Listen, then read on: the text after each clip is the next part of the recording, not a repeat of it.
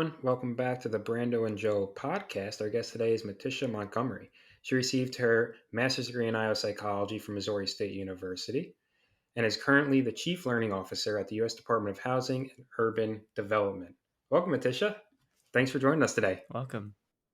Thank you guys so much for having me. It's a pleasure to be here. It's actually funny. We were talking about it before the recording started that we met you a year ago at SIOP, and Yep. now we're recording a year later, right before the next SIOP. A little Yeah, what full took you circle guys moment. so long to get to me? Yeah. Well, we needed to build the anticipation, the suspense. Oh, yes, yes, I see. Okay, we're leveling up then. Exactly. Perfectly. But we're excited to talk to you today because you have a title that I feel like I don't see very often, and the certificate that we're going to talk about that I don't see very often about you being a chief learning officer and in the government. So I guess to kick us off and get started, what is what do you do like out on the day to day, or like what does a chief learning officer do? How does someone get to that sort of position? What do you do? I love that question. Which is like such a common question for IOs, right? Like, so what is that? What do you do? And then I didn't get make myself any like favors, I guess, in getting another title that has some interesting aspects to it. So yeah, being a chief learning officer is fantastic. It's for me, I'm gonna go with one of the best roles in government or in any organization. There's just about nothing that I have in my portfolio or my purview that isn't adding positivity to the workforce and really trying to drive a positive employee experience for our employees here at HUD. So, I think when a lot of people make leaps around, well, a chief learning officer, so that means you do learning stuff, and yeah, I do. I do a lot of learning stuff. It's a really smart leap to make, but it's not the only thing I do. So it sometimes catches people off guard when I say, "Oh, well, I have that in my portfolio," and they're like, "What?" So, I like to always explain, "Yeah, I'm a chief learning officer. My office is called Talent Development and Workforce Planning." That sort of sits and exists in the human resources space, which most people are familiar with and comfortable talking about. And we do have responsibility for learning and development programs across the department, and that can be from onboarding new employees their first couple of days on the job, through their entire experience at HUD. That can be aspiring leaders through existing executives. So it touches everyone while they're a federal employee at HUD. But I also have responsibility for all of the support systems to that as well, which is the learning management system, the technology that a lot of our learning programs sit on that help us be successful. And the major departmental programs around learning, like coaching and mentoring and rotational assignments, something you don't necessarily think quickly about when you're thinking about learning programs. You think more like training in the classroom. um, Everybody's been to school, so they think about school, right? And then on the cusp of all of that, and in the related, we have workforce and succession planning programs. And this is really about the strategy of how we utilize our workforce and how we plan for the natural ebbs and flows of the workforce that are going to occur over time, and how we can utilize learning programs and recruitment programs to ensure that we always have the human resources that we need in the department. And that while they're here, we're talking to them about what their career path inside of HUD can look like. Does it have to be, a straight trajectory, or does it look a little bit more like rock climbing and finding your handholds where you need them in order to progress toward the goals that you have for yourself and your family? And that's a lot of fun, of course. And it also leads us into some of the other programs I have around organizational development, which is very clearly aligned to what most commonly IOs think of with some of the work that we would be doing. And that's not enough. I also have HR analytics, trying to bring better insights around our workforce and the future of our workforce to our leadership and decision makers, and talent assessment, which is actually my newest portfolio, where we are ensuring that we're using the best assessments to hire the newest employees of HUD. So that's what I do on a day-to-day basis. Wow. That's that's insane that you have all of that responsibility. As like speaking candidly as a graduate student hearing all of that, it's kind of crazy to think about like all the different IO roles that you hold just in one position. It almost sounded like similar to some OD roles, and then you alluded to OD, and I was like, okay, now it's making some sense. Yeah, Speaking specifically about like the it's housing and urban development, right? That's what HUD is for, housing and that's urban development. yep, that's right. So speaking specifically there, are you kind of balancing your time just focusing on different areas of these tasks that you're speaking to, whether it's like the HR analytics piece or the OD piece or succession planning? Like what does that look like in terms of trying to figure out where to focus your attention on? Yeah. So I wish I could say I've mastered that myself and I know exactly the answer to it. But to be honest, it's really dependent on what's going on. And, you know, what I would say is, my learning programs, employee development, leadership development, and technology solutions are much more mature. They've been around within the department longer, and while we are actually trying to go in very different directions than where they've been in the past, which is fun and stressful for everyone, we at least know our craft from day to day, right? And we just know how to get things done, and you just keep rolling with it. Whereas workforce and succession planning and human capital analytics is nascent still. It's one of the it's well, not one, it's multiple programs that have really been stood up since I got to the department 4 years ago, and so we're like a little lower on the maturity model, and so we spend a lot more time right now, like, very focused in and helping grow those programs to where we want them to be, and educating my stakeholders across the department around what this really means for them.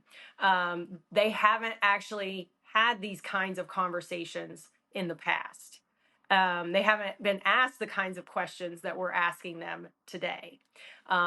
They haven't engaged in what we are calling consulting conversations, which is, pretty interesting, being 20 years almost in the government and having done this work for all of that time, not being able to say, like, well, shouldn't you just get this naturally? Because, like, I've been doing this for so long. But it's also a lot of fun to really be able to introduce them to these concepts and see the light like click, and they go, oh, this is going to be awesome, this is going to be really helpful. So yeah, I'm probably a little out of whack and out of balance on where I spend my time these days, and it's really a result of either what we're trying to pull off, what we're trying to deliver on, or what it is we're trying to invest in and grow and mature. I know you just mentioned it too that you worked in government roles in the past as well. Do you see like a major difference between different government entities when like implementing certain like OD practices or learning objectives, or can you kind of like carry it from like role to role because there it's a similar function? So we absolutely have some similarities that carry across. There's like a thread, like government feels like government, right? But there are differences as well, and those are oftentimes driven by the culture. And it's there's going to be a certain kind of feel to the culture because of government to government to government agency, but they are each very distinct and different, little special snowflakes. And we I would say, the in some places certain types of programming, certain types of initiatives or um, or efforts might get quick and easy buy-in underway because of their culture. And then you go and try to do the exact same thing in the next place, and it fails miserably immediately. And it's because of their culture. So you have to know what you're dealing with in each circumstance. And that would be true of private sector or nonprofits. Um, we are not all the same apple. It's a good thing for us to hear too, because like I know when Joe and I met you at PsyOp, we spoke about how many IOs are in the government.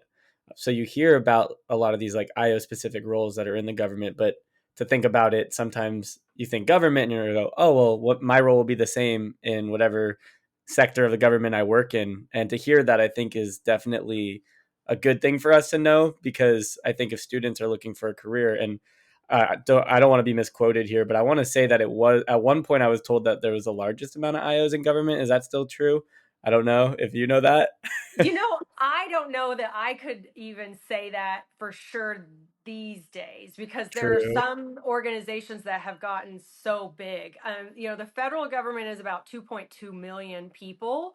And that doesn't count like the postal service or the intelligence community or the armed services, right? So if you can imagine how much bigger it would be if we were counting those. But Hmm. just of your general public servants, 2.2 million ish people. And that's still the largest employer in the United States.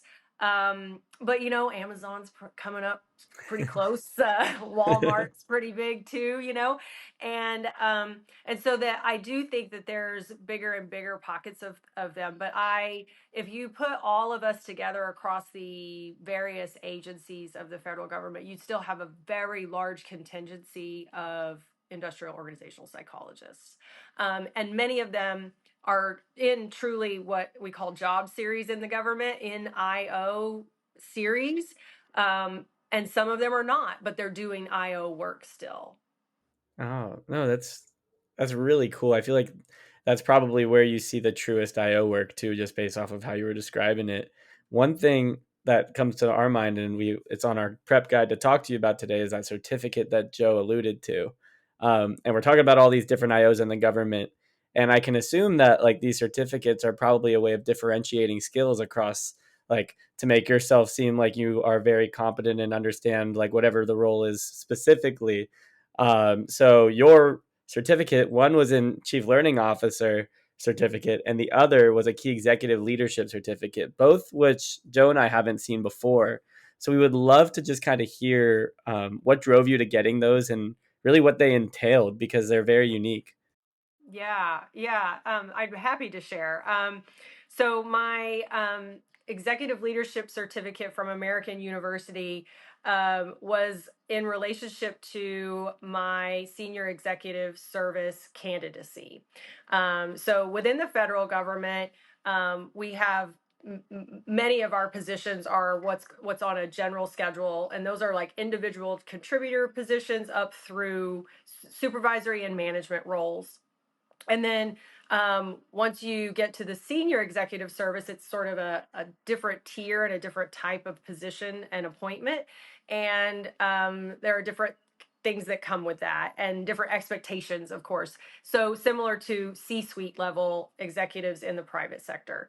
And so I went through the process of getting that candidacy, and they gave me just a ton, and like even another ton of leadership development to enhance my executive ability when I did take on this role eventually. And so that was a number of years ago now, and it was a really wonderful experience in preparing me for really what I would be encountering when I got into the executive service. But to be honest with you, in going through some of the courses that American University taught, and there's a lot of other stuff that happens in the program beyond that, but some of the courses that they taught at American University, I was like, well, this is just straight out of my IO playbook.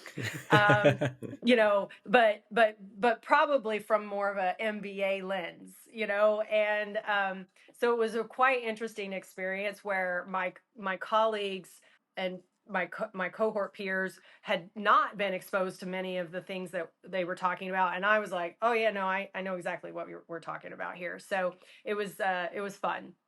And then I actually already had my chief learning officer position when I decided to go and seek my chief learning officer certificate at George Mason University. um, I think if you could tell, I obviously love learning. And so being in a chief learning officer role and being in an executive position doesn't mean I don't want to continue educating myself. And I, having already been holding the role, but not necessarily growing up in a true learning and development only function. Like I wasn't in an HR development or a training role specifically throughout my career, even though I was related to some of that. I felt like I needed to connect as closely as possible to the business of L&D. And so I thought this certificate would help sort of introduce some of the things that were lacking in my knowledge base that were going to be important for me to understand for the programs I had and the people I was leading. Really, really digging into pedagogy, adult learning principles, learning strategy, and being able to lead our learning programs in kind of the next generation of learning, versus maybe what I might have learned in my master's program 20 plus years ago. Ouch. I'm always intrigued about like what the certificates, how they're actually like scheduled out and like how they actually do them. And I know you said you've taken a couple courses. Are they specifically designed for that certificate, or are you taking different classes that like other people that might not be getting their certificate in? If that makes sense. It does make sense. And so, yes, the courses are all designed specifically for that certificate, Oh, okay. but they are also courses that they offer often in other places. So, like the courses that I had at American University as part of my executive development program, they also offered in their graduate degree programs. And if you wanted to go ahead and get another master's, you could do so, and these would count toward your master's. At George Mason for the CLO certificate, that was not the case. Those all of those classes were designed specifically for the certificate program, but some of the classes went beyond just the CLO program and would also apply. And I had other members in there in my classes with me that were from the Chief Risk Officer program, from the Chief Data Officer program, from the Chief Diversity Officer program, as well. Oh, So okay. it was a little bit different between the two certificates, but both of them were both programs had university professors that were teaching all of the courses. It's really interesting. And we've had the topic on this podcast about certificates a few times because like it's a really good differentiating factor, kind of what I alluded to earlier.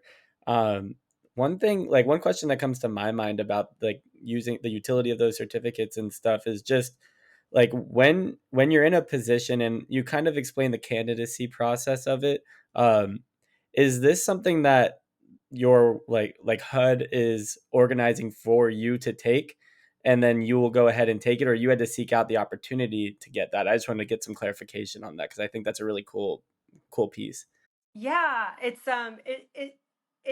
sort of both. Like so for example, with my CLO program, it's kind of an interesting situation. I was already the chief learning officer, and so I went to my leadership and I said, "Listen, there's this CLO program." And they're like, "You're already a CLO." And I was like, "I know. I do. I understand that." And I said, but here's what I think would be valuable out of the program. And I shared what I thought I could gather myself from the program.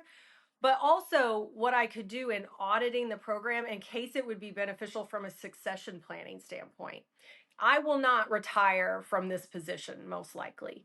And someday I will step out of this position and someone else will need to be prepared and ready to step into it. And so when I'm ready to do that, do I want to have some other people who are interested in seeking this position, who have gone through that program in advance of it, and they'll be even more prepared for it, and so It's brilliant. that's what I shared with them. And so through that, I was able to get the support from my leadership, and then also the support financially to take the course with from HUD support. You were the And pilot. I was, and it worked very well. But it doesn't have to be that way. They will, like, for instance, that program will accept you whether you've been sponsored by your organization or you choose to enter on your own and pay on your own. I'm gonna hire you when I want my future company to send me to PSYOP. I'll be like, no, no, listen, she's got a great reasoning to she break it down for you. There you go. I wanted to ask you a question on something you brought up early in the podcast, and it might be a little out of left field, so if you need a second. But it I'll do was my about best. when you implement like learning initiatives, and one thing that we've talked about before that's always been super interesting in me is just like user design in general. So when like an employee goes on and like actually uses the software to take the course or do whatever initiative they can do you have like a an idea of like how that can be put in because or like whatever the software you're given is like all right this is how the employee can use it because I feel like I've seen on like a LinkedIn post before where they're like an employee wants to use this learning software but after like 10 clicks they're like I'm bored I don't want to do this anymore. Yes. Yeah. Yes. So I think I'm tracking on what you're asking me, and I think I might have multiple answers to it. Maybe. um, so so when we think about just like the platform that our learning programs, like self-paced especially learning programs, are accessible through, obviously we want to have the best user experience possible. That there's UX UI principles that really need to be followed.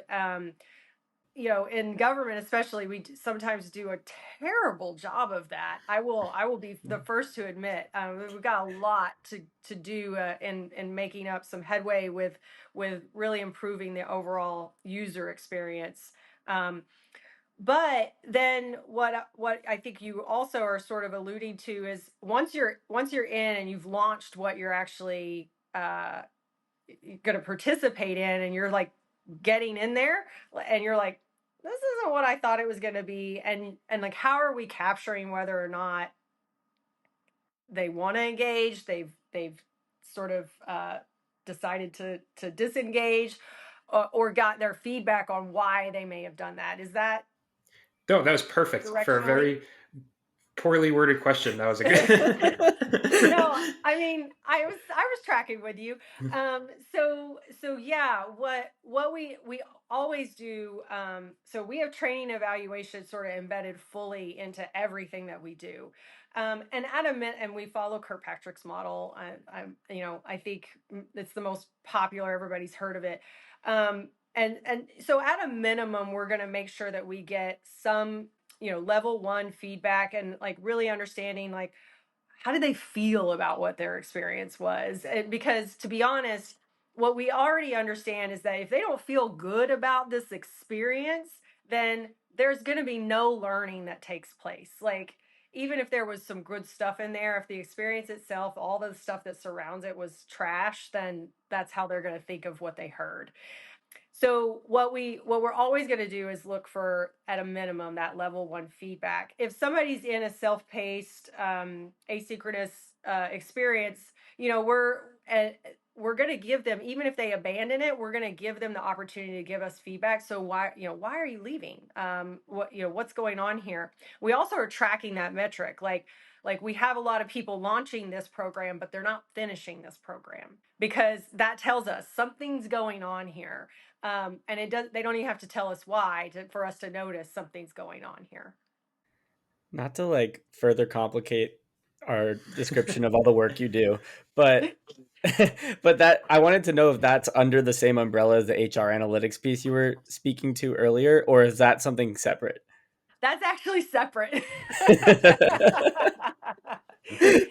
Yeah, yeah, that's completely separate. Our training evaluations as well as sort of our platform metrics aren't even something that we're aligning up with our HR analytics at this time. Maybe that's a future state, but not yet. And so those aren't even being done by that same team. Okay, so are you utilizing other teams for all these different projects, or is this all your team that handles all these different projects? This is all in my team. Yeah. Wow, that's crazy. That's so much, No, and it's a I feel lot. like it's a lot of responsibility. I know Joe and I want to make sure we hit a couple more questions before we run out of time here, and we kind of alluded to IO and the government already, so I'm going to bring this back and just kind of talk to you about your career in government. You spoke to the 20 years of experience and just like how you've kind of gotten to where you've been now. So Matisha, in your experience, like did you always want to start off your career in government, or were you kind of like just a door opened and you followed it through? You know, I guess I'm going to say both. Again, this is going to be a theme of my talk here. Both. So I was finishing up my master's program, and as I said earlier, I love learning. I love school. I actually was really sad to be leaving school. And I was like, you know what? I'm probably just going to go on to a doctorate program. But like, I had sort of decided that a little late, and um, I was lucky enough to have an advisor in my master's program who knew someone who worked for the government, and I mentioned that I'd really like to try government service, but I wasn't really sure if they had any IOs, um how to go about doing any of that, like how do you get in the government. And especially, I was in Springfield, Missouri at the time. It's not like Washington D.C. where you can run into a government employee on every sidewalk. Um so she put me in contact with someone, and he was like, well, we have IOs here. And I said, great, what do I do? And he was like, well, you could interview for one of our internship positions. And I said, would love to. And honestly, that's just luck right there, right? And networking. And and that's how I got in. And I went, I got selected, and I went to DC, and I started my internship with full expectation that the max I was going to be there was a year, and I was probably moving on to a doctoral program. And like, I was going to spend my time putting my applications together. I immediately loved working. I immediately loved the work they were giving me. I loved working within the team that I was given there at the Office of Personnel Management. It was just the most fabulous place to start my career. And I so much so that I forgot to start even thinking about doctoral program applications. And so I didn't apply, and I just kept going. And then they converted me, after 6 months, they converted me into a permanent position. And I was a career servant at that point. So, I didn't go in expecting to build a career out of federal service necessarily, but I didn't go in thinking I wouldn't want to be in federal service either. I had a really lovely run at the Office of Personnel Management, almost 13 years there, and got to work on so many really critical and interesting projects. They gave me a ton of autonomy, and I I loved every single person that I worked with.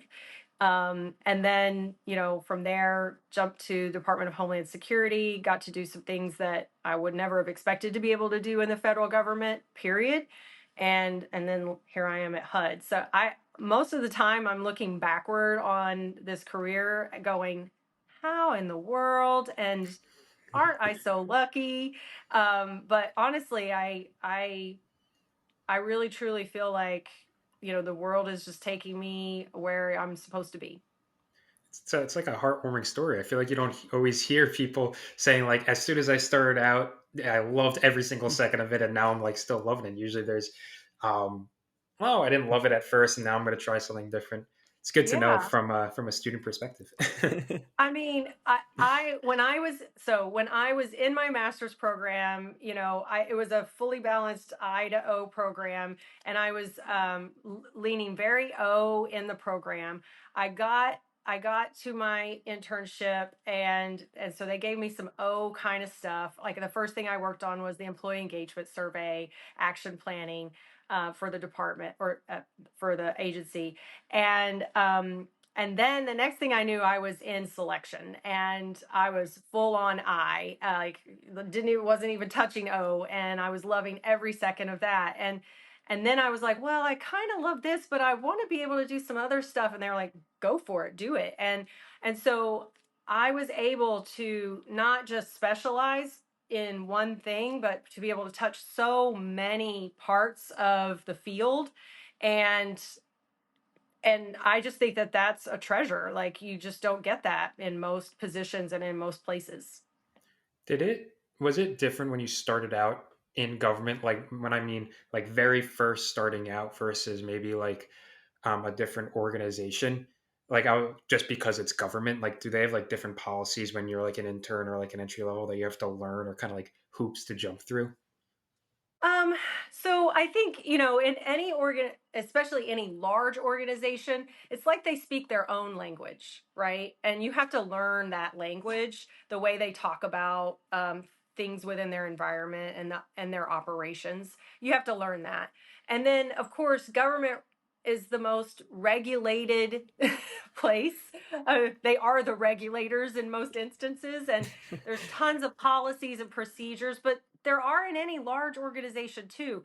I mean, I have many IO friends who have worked for some of the biggest organizations in the world, and when I hear them talk, I go, yeah. When it gets really big, it gets a little gnarly and it gets more bureaucratic, right? And that's the word that anybody thinks when they think of government. They think of bureaucracy, and so I think it's not all that different, but and then at the same time it kind of is. So it's both. Good answer. Back to our theme. It's the most consulting answer in the world. It depends. You're bringing in the consulting part of your work you're doing now, just to add to more of the roles you're holding. But Mm. it's interesting when you say that, just about the idea of the culture and how the government can have a different culture, but each individual department might have its own culture as well, like subcultures. It sounds like a really fun place to work and some really cool experience. Joe and I want to make sure we get to our last question today. Um, you've already given us a lot of really awesome like experience and advice through your career. We want to know just from your perspective, what advice do you have for prospective IO students or early career IOs that could help them out? I'm glad you didn't say what's one thing, because I can never say one thing. I always like, is how do you list just one thing? Um, so my advice would be, find your mentors, find your sponsors, find your allies, and be proactive about doing so. I think, a lot of people talk about networking, and everybody then gets like, ugh, networking. Oh, it's so gross. I hate it. The I think what they really mean though is find a mentor, find a sponsor, find an ally. Because if you've got those people in place and you're proactive about it, then they are your network. It doesn't have to come down to just going to networking events, going to conferences. It can be a community that you've built purposefully. And every step you take in your career can be much more informed by your experience when you have the knowledge of everybody else's experience as well. I love that answer. Build a community purposefully. Because you're right. Sometimes you're like, oh, another networking event, especially for students. They're like, because everyone tells you to go networking. And at some point, you're Yes. just like, oh, I don't want to do this anymore. But the way you phrased it was great, and I like that, building it purposefully, and especially we said finding a mentor, because finding someone that you could really put your trust in, and say this is like what I'm looking to do, and this is what I would want to learn. It's a great response, especially right before PsyOp, where one of the biggest Yes, networking places that there is. So yes, absolutely. great advice. And don't have just one mentor. Uh, if in my, I couldn't even tell you how many mentors I have. I've lost track at this point. And they all have a different perspective that I need at different times. Yeah, no, I think that's wonderful advice too. Just to piggyback off of Joe's answer, because I think it takes some of the fear out of the word networking. When you kind of categorize it as something different, like finding allies or finding mentors, like it you're still doing the same thing that would require you to network, but you don't have to call it that in your brain. And sometimes the word itself can scare students, whether they have like a whatever background they have. And I mean, think about it. We met you through like networking and through having good connections. And at PsyOp, I believe it was at the OPM meetup, was where we Yes. met you. Yep. So like you made good connections there, put you in a place where we also got to meet you too. So I feel like it's a really good advice, and I think it's something that students can follow and just take some of the fear out of the word networking itself. Is something that I think a lot of students could get value from. So thank you for that, Matisha. Welcome. Well, thank you so much for joining us today. I'm excited because we've talked about L&D before, but you've offered some unique experiences. Thank you guys for having me. I really appreciate it. Yeah, this was so great. Thank you for coming on. Yeah, it's my pleasure. That was a great episode with Matisha, Joe. I think it's so funny, just full circle. Like you started the episode off a year later, for us to get to talk to her about her experience a little bit more, and to give people the opportunity to hear about like what a chief learning officer does. I think it could give a lot of students a good goal to strive for in their careers. Yeah, absolutely. Chief Learning Officer is such a cool and interesting title. I was going to say we could have a whole episode just on that, and that's like exactly what we did. Yeah. Because you know about L&D in organization, especially as an IO, but I feel like once you get to that VP level, um, I feel like it kind of just goes to like CHRO or like CPO. So I haven't heard of like CLO, Chief Learning Officer. So it was really interesting just to hear what that experience is like. Yeah, and I want to highlight too just our conversation around certificates and ways to diversify, because I think that it's cool to see somebody of her level still doing things like that. And so to be a CLO and then to still go and get a certificate for it, I think is just a really cool opportunity for like students to hear like you don't have to stop learning at any point of your career no matter how high up you go. Yeah, yeah, no, I 100% agree. So thank you everybody for listening to this episode. We hope you guys enjoyed it. Have a great, I was going to say have a great psyop, but this is coming out after. Hope you had a great previous psyop. And we'll catch you guys next Friday. See you guys next week.